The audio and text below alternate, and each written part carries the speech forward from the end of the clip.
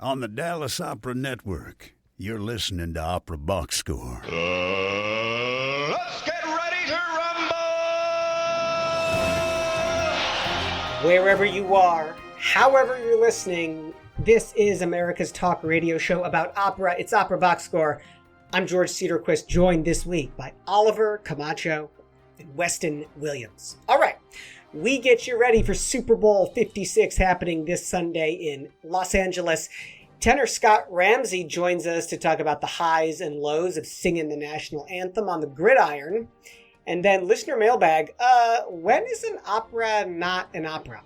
Plus 2-minute drill. Stage director Hans Neuenfels has died. You don't remember the name? Oh, you'll definitely remember his production of Wagner's Lohengrin. If you are watching on Dallas Opera Network, make sure you subscribe to the podcast. Get that full show. Stitcher, Spotify, you click follow. If you're on Apple Podcasts, you just hit the plus sign. It's that easy. You can send us a voice memo or email us your hot takes, operaboxscore@gmail.com. Like the Listener Mailbag today, those folks are getting OBS beer coasters and OBS lapel pins. I wish I got those. Making it rain lapel pins. We are.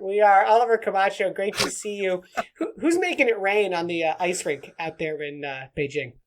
Well, I'm just now catching up with all the action at the Olympics. I have like all of my videos taped on my DVR and try to watch them like as I'm falling asleep at like 2 o'clock in the morning and watch all these routines. There's this Russian, you all know, you don't need me to tell you about it, but this Russian phenomenon, her name is escaping me right now. I wrote it down somewhere. Kamila Valieva, I believe. Kamila Valieva.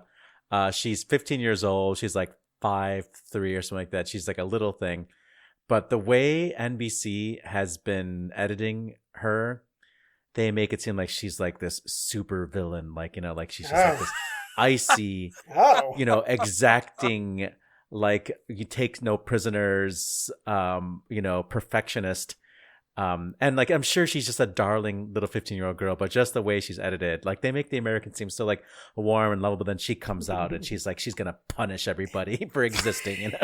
Don't tell me the Olympics aren't political. Huh? No, but she did. I mean, like yesterday in the team finals, we're recording on Monday as always.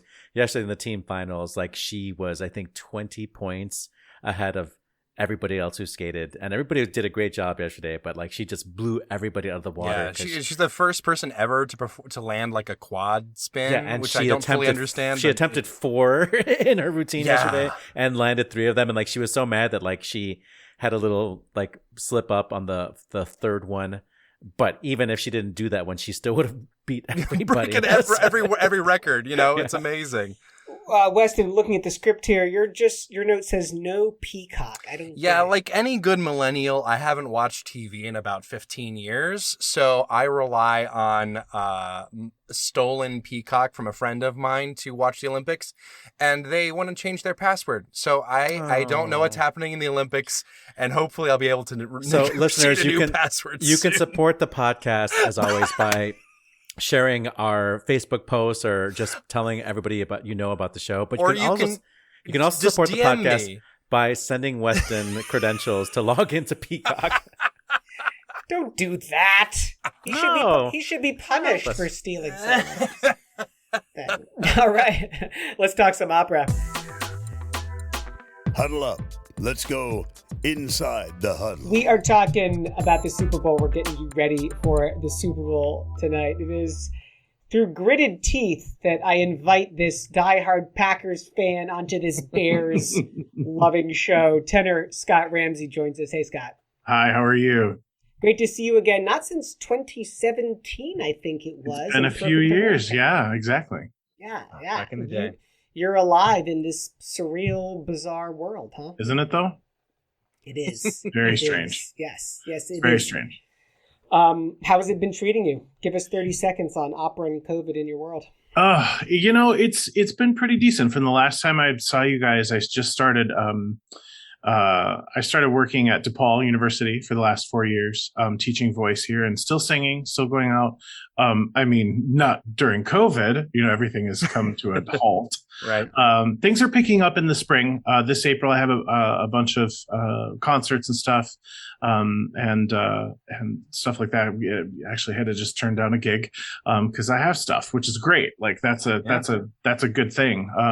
But really enjoying being here in Chicago more often and working with prospective opera singers and young singers. It's a lot of fun. And COVID's been tough to teach in, but we dealt with it pretty well. Now we're, as you can see, in studio and with students still wearing masks here at DePaul and everything. So I'm just really hoping for the day when we can get back to, sans mask and sing with and actually hear voices again. I can't wait. Well, glad you're here. And you certainly had a show. This was at the end of December that you sang the national anthem for a Packers game on the frozen Christmas tundra Day. Wow. That is spectacular. Merry Christmas. Even right? I have to take What a my gift. We're going to get to that. We're going to get to that in 1 second. We are focusing on national anthems in the Super Bowl. For me, it really all started when, for Super Bowl 48, 2014, Renee Fleming sang the national anthem. Do you remember that happening, Scott? I do. In fact, I was in Portland at Portland Opera doing a production of Lucia de Lammermoor, and we had a performance that day. And I remember being in my dressing room and down the hall, one of my colleague who was singing Lucia was Liz Futrell.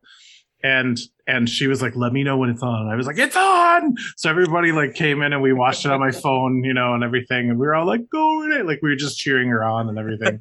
It was great. I really enjoyed it. I mean, you just can't go wrong with Nene.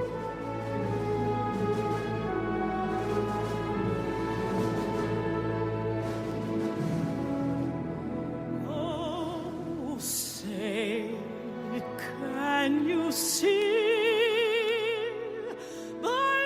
Dawn's early light, what so proudly we hailed at the twilight's last gleaming. And give us one thing about that performance that struck you. I know what mine is, but I want to hear from you. What was one thing that you really were found meaningful about that national anthem that she did?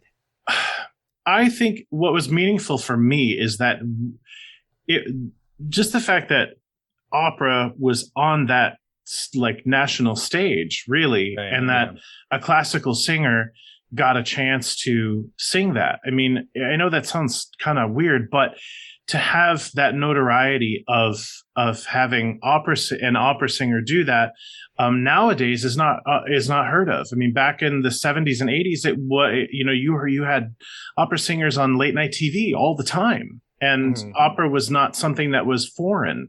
But to have someone like Renee on TV singing, to millions of people was a really big deal for the opera community. And whether you love her or you don't, everyone was behind her. I love her. She's amazing. I mean, the company that she kept on not that stage that year, but before and afterward: Jennifer Hudson, Carrie Underwood, Christina Aguilera, Kelly Clarkson, Alicia Keys, Idina Menzel, Lady Gaga. Boy, you did your homework. It's insane, man. You should see his Google search history. It's wild. It's amazing. I just remembered that the dress she wore made it look like she'd fallen into a vanilla ice cream cone. Yeah. I mean, that's kind of par for the course, I think, for, a lot of sports events. You always get the wildest dress, the most attention-grabbing thing that you can. But I want to echo you, Scott, because I remember when I heard it, because this is before I moved to Chicago. And, Chicago is, for me, I came from Alabama originally. The amount of classical music knowledge and opera is nowhere near on the same level in Chicago. And I remember Renee Fleming singing. I didn't even know about it beforehand. That's how out of the loop I was. And people were talking to me about, do you know who Renee Fleming is? I'm like, yes, I do know who Renee Fleming is.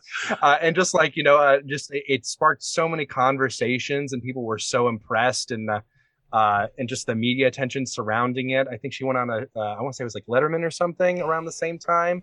She was That on was- Letterman, and she Yeah. did that whole Mhm. bit too. Scott, Yeah. jumping ahead to Christmas, then you've sung for the Pack before, but Yeah. what made this last time different?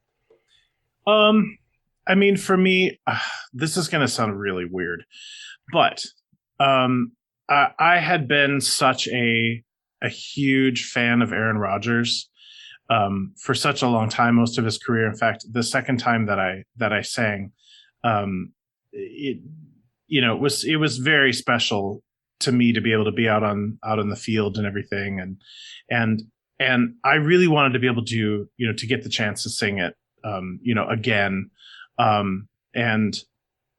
and be able to do it while he was still there. And unfortunately, when he got into some trouble, not really what, I'm not going to get into it, but it was a bummer for me, seeing you hold somebody up like that, and I'm never going to take away what he is to the city of Green Bay. And that's the thing that people don't, if you're not from a small town like Green Bay, you don't understand what a thing it is for that town to have a Super Bowl, to have Yeah. one of the absolutely. best quarterbacks in the world playing for your team. And it really means a lot. I mean, when the team wins a Super Bowl, it means the economy in Green Bay gets better.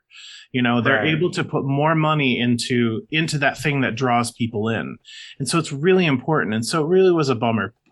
That being said, Christmas Day was awesome because I get to bring some friends and family to the game. We get to go in a skybox and everything. And I just thought, oh, this is going to be great. I just wanted to do it during the good times. Like I got to sing that year that we went to the Super Bowl. Wah, wah. But You played your part. You played your yeah, part. exactly. Maybe if you'd sung a little harder, you could have gotten there. But I will say, every time that I have sung the national anthem for the Packers now 3 times, they have won, and in a landslide at every game. So, Amazing. I mean, they should just hire me full time, quite frankly. For the ramparts we've watched were so gallantly streaming, and the rocket's red glare, the bombs bursting in air, gave proof through the night that our flag was still there. Oh, say How does singing the anthem, not just the anthem, but the anthem in those conditions on the gridiron, how does that compare to being on stage in a role? Oh God, it's so completely different.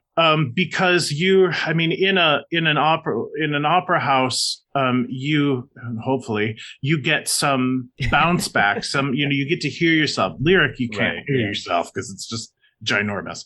And it's sort of that sort of situation. Now, when I did it this year, unfortunately, because of COVID, we weren't allowed to be out on the field. So we did it from sort of a deck that comes out into the stadium, and there were a bunch of people around there, and that's where they did all of these sort of live things where they would normally do them on the field. But when you're on the field, it's incredible because there's like almost a 3-second delay. And the very first time that I sang it, when they asked me to do the sound check, they said, do you want to do it with a earpiece? They didn't have monitors, an in-ear monitor like they do now. They just gave you literally a little piece of foam to stick in your ear, and you just had to listen to yourself. And I thought, I'm a professional. I don't need that. And I got about 2 stanzas in and I went, oh, give me that earpiece. I need it now. Literally, it was so distracting. And it ends up getting so slow because you're listening to yourself, And so I was like, give me that earpiece. So that time, was a little more nerve wracking, and I don't really remember that much, quite frankly. The second time and this last Christmas, they had in-ear headsets, which is much easier because then you can hear yourself really well. But being out on a platform in the middle of the field and having that entire, I think it was like almost 80,000 people, singing along and cheering you on. It's overwhelming. It really is. A couple weeks ago at the AFC Championship, Ashanti was singing the national anthem, ran into some technical problems, and her mic gave out. It's the nightmare, of course. Oh. Guess what? The crowd picks up the slack and starts singing. If you're looking into the crowd, can you hear them? Can you really see them? What is the crowd like to you? The crowd. So this last time that I did it, obviously I couldn't hear it that well because they're all behind me.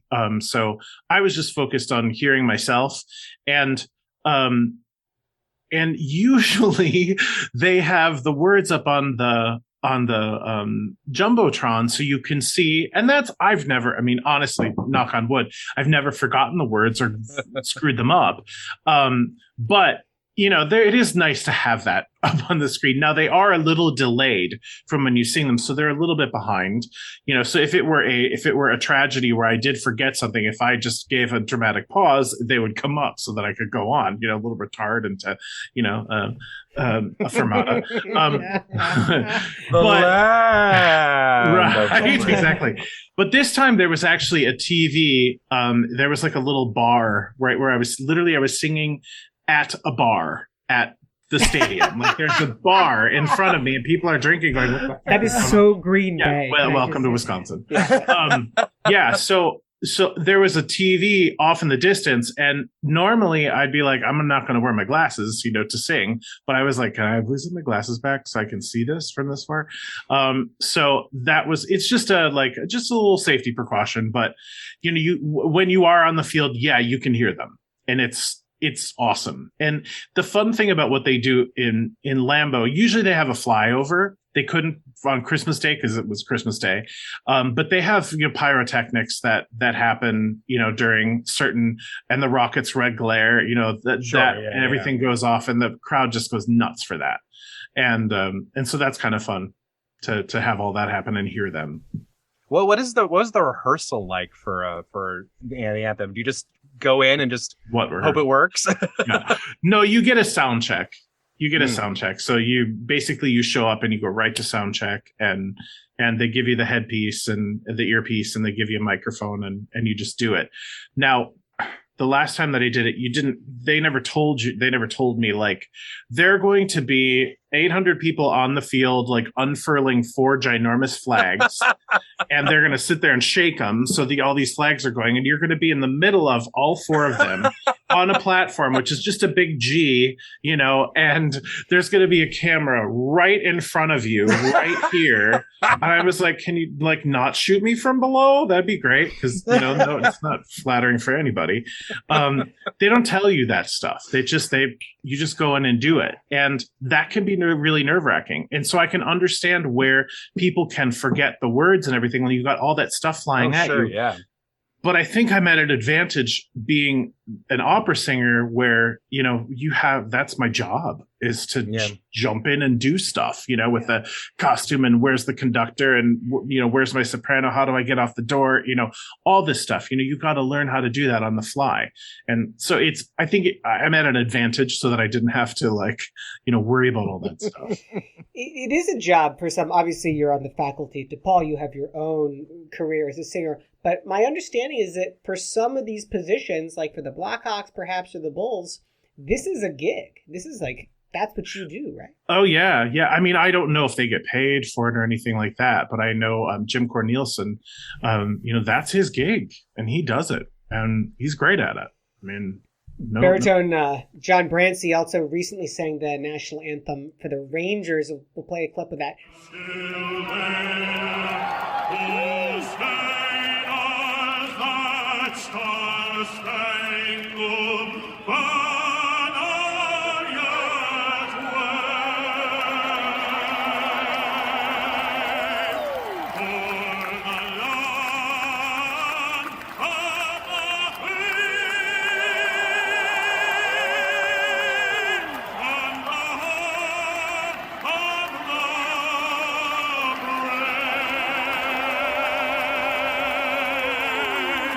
John Ramsay's incredible, but listen to that nasty crowd at Madison Square Gardens with this guy's singing the anthem.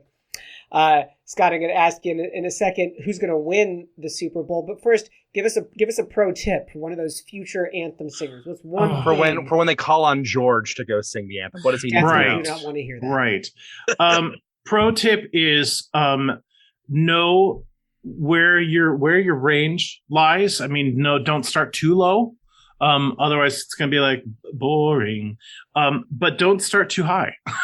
You got to find that sweet spot. For me, it's A major. I know right where that is, and go with either a pitch pipe or something in your pocket, like a piano keyboard on your phone. You could have seen me beforehand. Literally, I had my phone up, and I was like trying to play an A and do it at the same time, and they've got all of this music going while you're doing it. So I'm like, rhythm as a dancer is an A. Wow, that's cool. It was like all these music that they were playing I was like, okay, I can find that note in there. And then they would play some rap song, and I was like, yeah, I need it again. So find your key. Of course, know the words and be prepared for cold weather. That's the biggest issue. The day that I sang, it was cold out. It was cold. It was probably like 17 to 20, 25 degrees. It was cold. And they don't call it the frozen tundra for nothing, man. Right. Well, the other 2 times I'd done it was gorgeous outside. It was really, really nice, but it was cold that day and not fun. to be Let me get to your prediction in 1 second. As you might know, there's a lot of prop bets that are taken on the Super Bowl. Famously, for the national anthem itself, you can take a bet on what color the singer is going to wear and how long the anthem is going to be. The range has been everywhere between 90 seconds flat, which was Billy Joel back in 2007. Really? Interesting. To the record long 2 minutes and 36 seconds by Alicia Keys. What a range. What a good performance, too. The over-under for this Super Bowl is 95 seconds. I'm trying to figure out if I would go over or under on a 95-second anthem. I would go over. That's my bet. Yeah. Especially for the Super Bowl. I mean, do we even know who's singing it this year? Yes, we do. Mickey Guyton, who's a country western star, she is singing the anthem. Okay. Over. I don't know. I think that she'll keep it straightforward, being a country western singer. I mean, if it were somebody that was going to use like a big background track, a big backing track, I would say over definitely. But I mean, usually it's a minute to a minute 30. This guy's giving inside pro tips on betting now. I love it. I would go over. I think I'd go over on that as well. Okay. Super Bowl 56, the Rams in LA against the upstart Cincinnati Bengals. Scott, give us your prediction. I'm going to predict the Rams home field advantage. Yeah, and you looks like you're saying this through gritted teeth. Very much so. I have a very dear friend. I have lots of friends that live in LA. Obviously, my niece actually lives in LA, and I have a dear friend who's an avid Rams fan, and I give her the business all the time. Before the game, after the game, I let her be a piece because I've been there, done that. That's not fun when your team is lost, and you're just in a bad mood for a couple of days. But I'm gonna root them on for her. All right. Scott Ramsay is a tenor. He is on the faculty at DePaul University, national anthem singer, independent opera crafter and maker and singer. So great to have you back on the show, Scott. Thanks for having me. And hey, man, here's to next season for the Pack. I don't know if I can wish you all the best, but I appreciate it. I appreciate the positive thoughts. Thanks again to Scott Ramsay for joining us on the show. A little bit of sports talk. First of all, let's get the Super Bowl 56 predictions out of the way. The Los Angeles Rams and the Cincinnati Bengals. They're playing in Los Angeles. I'm going to put my money out there. This is not a crazy pick. I think the Rams are going to win. The last time I saw the line was 4 points. My guess is that they will beat that. I think they'll beat the Bengals by around a touchdown. Oliver Camacho, who's going to win? Rams or Rams? My prediction is based on opera. The quarterback, Joe Burrow, is that his name? Mm-hmm. Joseph Lee Burrow. By the way, very handsome. And as always, white as the day is long. But, he shares a name with somebody who was in the 2-minute drill today. One of my favorite singers is actually celebrating a birthday today. So I'm going to go with my heart with beautiful white guys whose names are similar to some of my favorite tenors. Joe Burrow. This is okay. That's a good strategy, right? You know, not a bad one. Not a bad one. Weston Williams. Who's it going to be? Rams, Bengals. Well, I don't know too much about football, George, but the one thing I do know about football is Roll Tide. Moving on to the list. That's when people throw their phone at the wall when you say that. Honestly, it's like, for the love of God, when is he going to stop saying Roll Tide? You know, it's the Olympics.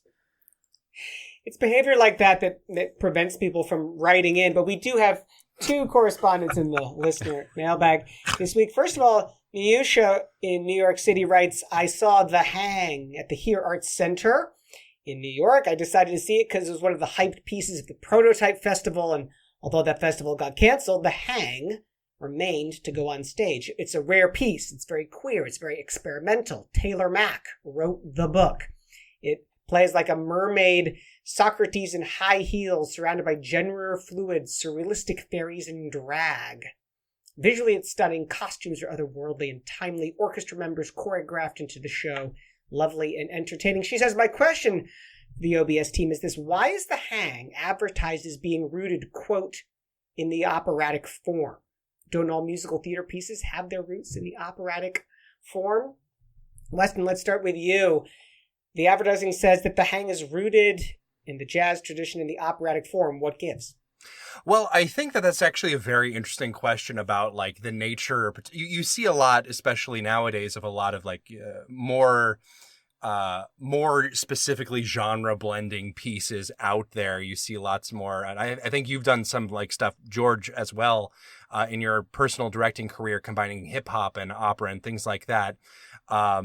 I do think it's very interesting though, because this trend goes back at least to the beginning of the 20th century and possibly before that, where you're trying to distinguish whatever it is you're doing from opera. But sometimes you'll be interested to hear like what kind of operas received labels that were not operas back in their day. The big example in my mind is Le Grand Macabre, which the composer referred to as an anti-opera. And a lot of experimental mid-century operas actually were called anti-operas at the time because they were breaking some sort of convention, or they wanted to break some sort of convention that they felt was associated with the older art form of opera. But I think it's kind of similar now because, you know, in 20 years after Le Grand Macabre, it just became an opera. You know, that's how people think of it. Going back to Wagner even, you know, he referred to his operas as music dramas, but they're operas, right? You know, and it's interesting because I think it really shows how fluid as a genre opera can be, and it really says a lot about the person putting it on when they try to distinguish it from whatever the mainstream happens to be at the time, which can make things a little complicated historically, but also very interesting in my mind to see what was important to people. You know, Taylor Mack is the idea of an anti-opera is right up Taylor Mack's alley. Oliver, exactly. Well, clearly, roots in the operatic form. Is that a pejorative or a compliment? This piece is not trying to be what we think of classically opera to be, I think, by design. But I think it's coming, you know, it's like becoming so meta, the idea of using the word opera, because there was a time where saying something was an opera would give it some kind of cash, some kind of like, you know, erudite. Well, it leads quality. to the old adage that I at least I say, it's like, if something has opera in the title, usually it's not an opera, you know, Phantom of the Opera, you know. And then, you know, fast forward. So we talk about like Tommy, the rock opera, and fast forward to the 2008 Repo, the genetic opera, which starred Paris Hilton, you know, and, you know, somebody like Stephen Sondheim famously saying that his works were in operas when they're performed at opera houses. So the words opera, so right, mainly like, it's just to confuse you at this point. So I mean, basically, does it bring cachet and class to the piece, or is it a pejorative, which is basically saying this is elitist and is going to be completely boring in a foreign language? Like, you decide. To me, I don't think I would ever want to use this as a marketing tool to try and entice people. I think it's too loaded at this point. That said, knowing Taylor Mack's work, this is just the sort of thing that Taylor Mack would want to do. It sounds amazing. Throw curveballs and surprise and give you left turns and right turns when you're least expecting it. Niusha gets Opera Box Score, beer mat, and lapel pin as well. Longtime listener Kenny in Flint, Michigan. Kenny in Flint, Michigan writes, I have some time on my hands, so I did a little digging on James Levine's status with his labels. Both Deutsche Grammophon and Sony/RCA have dropped all mention of Levine from their websites, and they don't list any available product. It's going to be interesting to see if his artistic reputation comes back as the notoriety fades with the passage of time. Mm-hmm. So, hard to get your hands on these Levine recordings. What's going to happen, Oliver? I don't think it's hard to get your hands on these recordings because nobody's really buying recordings these days. People who own James Levine's recordings have James Levine's recordings. And it's really sad right now because I work in radio, as some of you know, and there are so many great performances of artists that I really cherish that I have to be very careful to play or don't play them at all because of James Levine's participation in them. And I think we're going to have to wait until his victims have passed away. I mean, I think that there's too many victims right now who would be triggered by hearing James Levine's recordings or hearing that name, and we have to respect that. And I think, ultimately, this man was a monster, and it's too soon. It's way too soon to be, celebrating his work right now. I mean, yes, we separate the art from the man, but right now they're still too connected, and it's triggering to hear. There is one good use for a James Levine recording, and here in the studio, what I do is I use this you can see it. It's a box set of the DVD of two, not DVDs, VHS tapes. Let me get it here. James Levine. I use it to prop up my That's video. Berlioz's Les Toyants for those of you listening to the podcast on DVD. Thanks for writing in, Kenny. You're also going to get a beer coaster and OBS merch from us. Doesn't he have one already? Okay. You, too, can get your voice on the show or your email on the show. You can actually get your voice. Memo. You can send us a voice memo. We'll play absolutely. Please do. Gmail.com. 2-minute drill is coming up right now.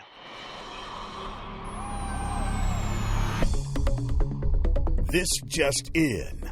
The 2-minute drill. All right, listen up. Here's everything that you need to know about what happened in Operaland this week. The Wiener Staatsoper has named conductor Simone Young an honorary member of the House, presenting her with the Ring of Honor. Along with Young, Jonas Kaufmann and Sir Bryn Terfel were named Kammersängers in a brief ceremony following their performance in Peter Grimes. Wait. Peter Grimes? That should have been the lead. Jonas Kaufmann, Peter Grimes?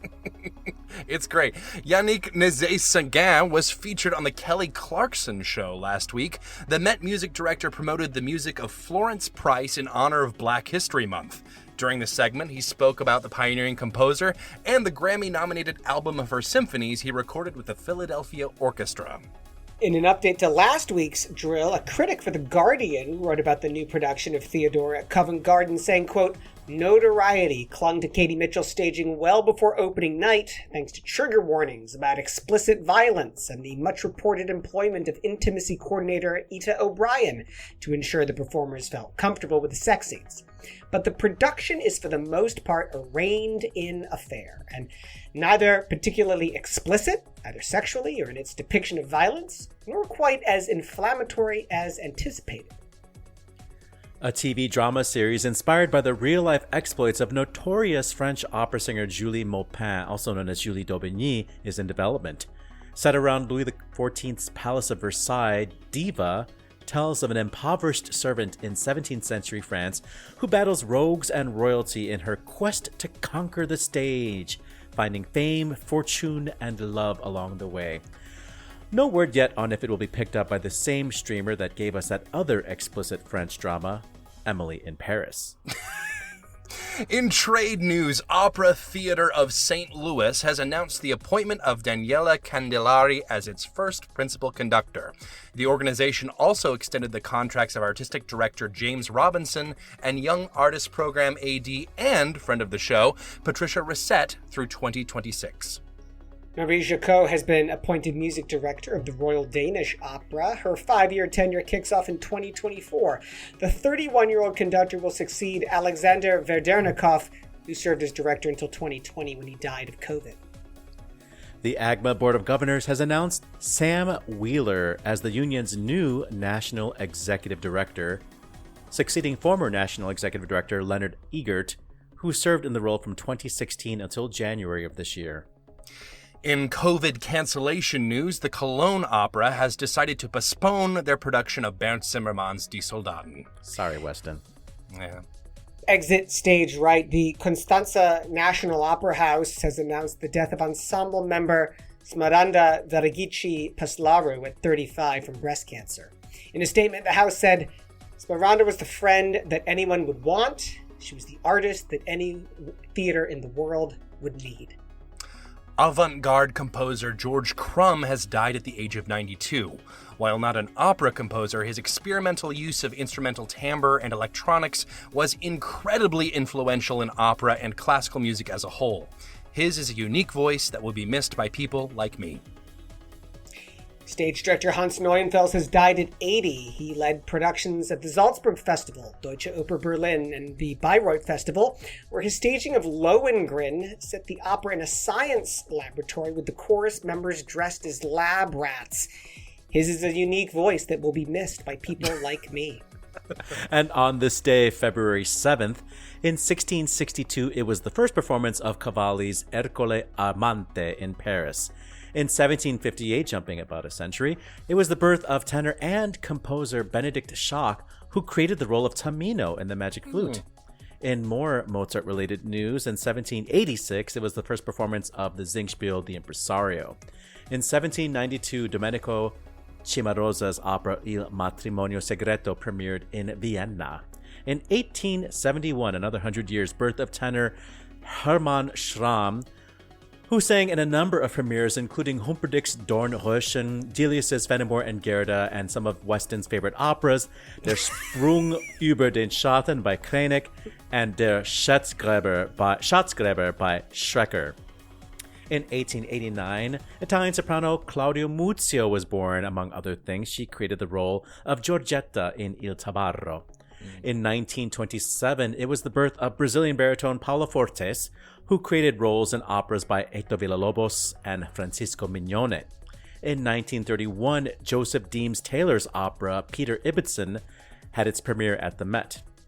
And we say happy birthday to Welsh tenor Stuart Burrows, born this day in 1933. Go Bengals. Is that what I meant? Bengals, yeah. In 1939, the birth of English baritone Norman Wellesby, who created roles in operas by Henze and sang in the premiere of Delius's The Magic Fountain. And happy birthday to podcaster, soprano, and all-around great gal, Ashley Hardgrave, born this day, February 7th, in 19... Happy birthday, Ashley. That's your 2-minute drill. When the vale is hushed and white with snow, it's I'll be here in the sunshine or in shadow. Oh, Danny boy, I love you so. Just a little bit of the sweet, sweet voice of Stuart Burrows with pianist John Constable getting you ready for Valentine's Day. Well, Valentine's Day, but also St. Patrick's Day next month. Yeah.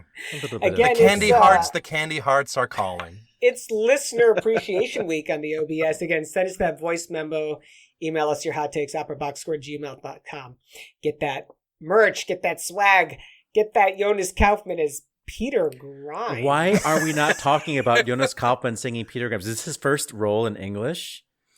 I don't think so. Well, I mean, a lot of his recordings are in English, more the pop stuff. Apart from that but Christmas album, I guess. The Mariah Carey. All I Want for Christmas is You. Yeah, I mean, like, I don't mind somebody with his voice. I think he has actually the perfect voice for. He really, really does. And I never put two and two together. I should have said, you know what? Let's hear him sing Peter Grimes. And now I'm so jealous of those people that got to see that. That sounds like a fantastic. I had the exact same reaction. He's with really Liza Davidson as Ellen Orford. It is such a wild cast, but like an amazing cast. I would love to see it. What is the Ring of Honor? Like, this sounds so incredibly Austrian. I think it's the Der Ring des Nibelungen. It's the one ring to heal them all. What is it? To rule them all. Yeah. Yes. It's like a Super Bowl ring, I guess, right? Yeah. Oh, there's the connection. We found it. Good for you, George. Okay. Well, talk about the throwback. So the production of Handel's Theodore opens at Covent Garden.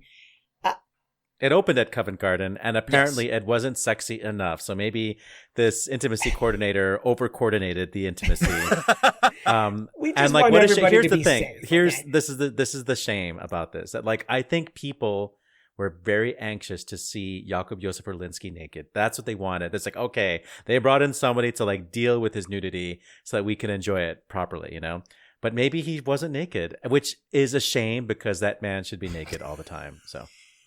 Look, I mean, so I was able to find friend of the show, production. Jakub Josef Orlinski. I looked at some production Thank photos. you for clarifying. So there is a sequence. Theodora works in a brothel, I think it is, and so there is a sequence where she's surrounded by strippers. Let me just say that this ties into Die Soldaten. When I saw Die Soldaten, I just drank. It was at ENO, English National Opera, but there were strippers in that production. I think that was the first time I ever saw a woman naked, actually. When I was in high school, we went to see formative moment this for you. production. I remember it, but this never ends well. The sort of hype about, sexually explicit or depiction of violence. We're going to put a rating on this. We're going to prevent people under 16 to come to the opera. It never works. To be serious, though, I go on, yeah. Austin. I was just going to say, I think this is, I've been, as an actor, I had a similar situation once where the show was advertised as very explicit, and it was like, for the actors, it was like it required a lot of vulnerability, a lot of like putting yourself out there, but the general sort of consensus from the audience was very much like that we see worse things on HBO all the time, right? And I do think that there is in general a positive movement happening right now to get people to sort of consider the media they're watching and like maybe why when they see like incredibly explicit violence or sex, why it's not so shocking, right? And I think that this is kind of and making sure that the actors are actually comfortable and able and like completely consenting to do these kinds of things, I think is an important story in itself. But I feel like a lot of people kind of took the fact that there was an intimacy coordinator there to mean that it was going to be like super sexy. And that really wasn't what the story was. And I think a lot of people need to sort of maybe reflect on themselves a little bit and say, why was that a disappointment? Oliver, why was that the story? Trying to see Oliver Jakub specifically. Josef cakes. No, but I just want to say, it's on a serious note, that like, yes, I know that there are parents out there that are like fighting the good fight and trying to, protect their children from that type of graphic, explicit, violence and sex that's on TV and whatnot and in media. And I also have a friend who doesn't watch popular culture, doesn't watch TV or go to movies. And okay, so man, I get it. You can just say my name. It's okay. No, and her entertainment is really classical music and the opera. And she's always really upset when, in Die Walküre, when Sieglinde gets raped by Siegmund, like there are things that's like, we don't need to see this, like, this is not why people come to the opera to see this, Well, then don't recommend the Diva TV show. Oh, Well, absolutely. watch it anyway, so that's... I'm actually very excited about it. Oh yeah. So the wild thing, I mean, obviously this show is very, very much in development. If you don't know, the big hook for this show, this singer Julie Dauvigny, I can't do the French. Dauvigny. She was a fencer. She got into duels. She was sexual with openly sexual with all genders that kind of came her way, very much in a time where that wasn't as talked about. She was, of course, an opera singer, very, very flamboyant life. But the reason I think that the fact that this TV show is now in development is very, very, very funny to me, because I know I would be willing to bet money that the reason people are writing this show is because of a Tumblr post that came out maybe in 2011. And I feel like I am outing myself as a Tumblr blog haver in around 2011. But there was a very, very popular post that was like passing around like the most sordid details of her life, and people were like, I would watch the heck out of this. Not so I don't have to bleep myself. Like describing the entire life, and this started on Opera Tumblr and then went around to the rest of Tumblr. And I know too much about that, but I just think it's so funny that a Tumblr post from about over 10 years ago is on its way to becoming an actual show, and I'm so excited to watch it. That's a crazy story. That's a real throwback. Yeah, it is. Hans Neuenfels has died at 80. There are probably few directors of the certainly 80s and 90s, maybe the 2000s, as important as Hans Neuenfels. Mm-hmm. The guy was just so darn smart. He actually read or studied poetry and writing, and then moved into directing. He ran the Volksbühne, the experimental theater in Berlin, before reunification at the end of the 80s. Mm-hmm, mm-hmm.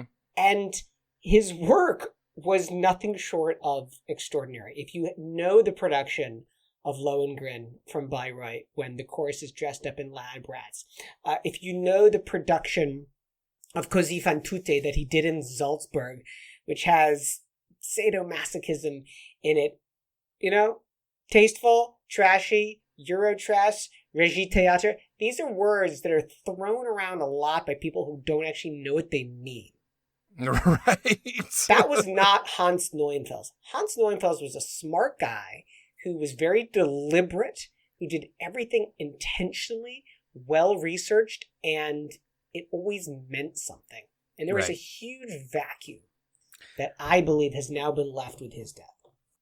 You know what's funny though? I mean, thank you for giving us more information about Hans Neuenfels, but you are always very quick to make your judgment on things you've never seen, and also lavish praise on the things that you have. So, I'm not why they pay me the big bucks. Before we wrap this up, I wanted to just shout out Daniela Candelari, who was in Chicago conducting Fellow Travelers, which is a show that I adored. That was a great show, much. And then she went on to make her debut at the Met in Matthew O'Coin's Eurydice. And she is scheduled to return to Chicago to conduct Fire Shut Up in My Bones. So, man, all of it's the great. hits. I know. It's great that a conductor who, I don't know if that's their specialty, but who has made her bones doing these new operas is getting, a permanent gig at an opera company that is a friend of the show. We love when people who do work to diversify the repertoire are recognized for that, and it's not just these white guys who conduct Strauss and Wagner and Mozart and Puccini who keep getting promoted. Yeah. Let's wrap the show up with that. Good call, bad call on Opera Box Score. Oliver, that was almost a good call. That doesn't have to count as your good call, but it was close. Give us another one, Oliver. Lyric Opera Chicago has had a great week. Today is Monday, and last week I went to see the Rising Stars concert conducted by Enrique Mazzola and directed so skillfully and with so much whimsy by Christine McIntyre, who I'd never heard of before, but she did a great job. Then on Sunday, yesterday for me, a concert, Russell Thomas and Tamara Wilson, two friends of the show, singing the hardest Verdi arias and the hardest Verdi duets, back to back, 2 hours of just throat busting Verdi. Yeah. I couldn't go, but I saw the picture you posted of the program. I was like, oh God, are they okay? Your throat hurts just looking at the program. Ouch, And then earlier in the week, I was invited to the press junket for the season announcement for 2022-23. And we didn't have time in this episode to dive into that, but we will next week. And it's a fantastic season. I cannot wait to talk about it. Ashley also threw in a good call, the greatest hits of opera. That was the playlist during the Parade of Nations at the Olympic opening. It was ceremony. very much sort of top 40 classical, just kind of on a loop forever, which I think is very just charming. The most bombastic moments of every symphony Da, and opera. da, da, da, da, da, da. Amazing stuff. Hilarious. I got a great call actually this week. My son got cast in the middle school musical. Aww. This is the first role he's ever played, and yes, he will be Jack in Into the Woods Junior. Amazing. Coming in June, I think it is. So, get your tickets now, folks. Noel Coward said, "Please, Mrs. Worthington, don't put your daughter on the stage," but it's far too late from that. So the family lineage continues. That's it for this week's edition of America's Talk Radio Show about opera. Our announcer, he's Norm Waddell, normwaddell.com. If you're watching on TDO, make sure you subscribe to the podcast, get that full show. Stitcher and Spotify, you click follow. Apple Podcasts, hit the plus sign. Send a voice memo or email us your hot takes, operaboxscore@gmail.com. You're going to get a beer coaster, lapel pin for sharing your hot take. Our creative consultant is Oliver Camacho. Our audio and video editor is Weston Williams. For our guest, Scott Ramsay, I'm George Cedarquist, asking you to continue the conversation about opera as you digest all those halftime show nachos. We're back with an all-new show next week. We take a deep dive into lyric opera of Chicago's 22-23 season, and we go inside the huddle with Ryan Opera Center soprano Matilda Edge. Plus, you get more opera headlines, more hot takes, and more gender-fluid, surrealistic fairies in drag. Amazing. Join us.